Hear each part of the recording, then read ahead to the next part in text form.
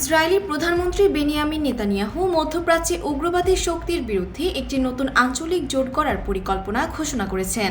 রোববার ভারতের প্রধানমন্ত্রী নরেন্দ্র মোদীর আসন্ন ইসরায়েল সফরকে কেন্দ্র করে এই পরিকল্পনার কথা জানান তিনি। নেতানিয়াহু এই প্রস্তাবিত জোটকে হেক্সাগন বা ষড়ভুজাকৃতির জোট হিসেবে অভিহিত করেছেন, যেখানে ভারতকে অন্যতম প্রধান অংশীদার হিসেবে দেখা হচ্ছে। নেতানিয়াহুর মতে এই জোট মূলত দুটি শক্তির বিরুদ্ধে ঢাল হিসেবে কাজ করবে, একদিকে ইরান নেতৃত্বাধীন শিয়া ঐক্য এবং অন্যদিকে উদীয়মান সুন্নি গোষ্ঠীগুলো। ইসরায়েলি প্রধানমন্ত্রীর এই পরিকল্পনায় ভারতের পাশাপাশি গ্রিস, সাইপ্রাস এবং এশিয়া ও আফ্রিকার বেশ কিছু সমমনা দেশ অন্তর্ভুক্ত থাকবে বলে জানানো হয়েছে।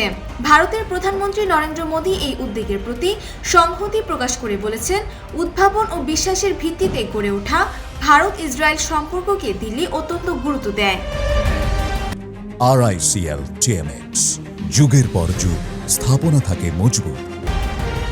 বিশ্লেষকরা মনে করছেন, গাজা যুদ্ধের শুরু থেকেই হিজবুল্লাহ সহ ইরান সমর্থিত গোষ্ঠীগুলোকে দমনে ইসরায়েল যে কৌশল নিয়েছে, এই জোট তাকে আরও বিস্তৃত করবে। তবে নেতানিয়াহু উগ্র সুন্নি ঐক্য বলতে ঠিক কাদের বুঝিয়েছেন তা স্পষ্ট না করলেও অতীতে তিনি মুসলিম ব্রাদারহুডকে এই তালিকায় রেখেছেন। গাজায় চলমান পরিস্থিতির কারণে সৌদি আরব ইসরায়েলের বিরুদ্ধে গণহত্যার অভিযোগ তুলেছে, যা আব্রাহাম অ্যাকর্ড বা স্বাভাবিকীকরণ প্রক্রিয়াকে হুমকির মুখে ফেলেছে। এই চরম অস্থিরতার মধ্যেই ভারত ও অন্য মিত্রদের নিয়ে নতুন এক ভূরাজনৈতিক মেরুকরণের স্বপ্ন দেখছে Netanyahu. Desk report, Bangladesh bulletin.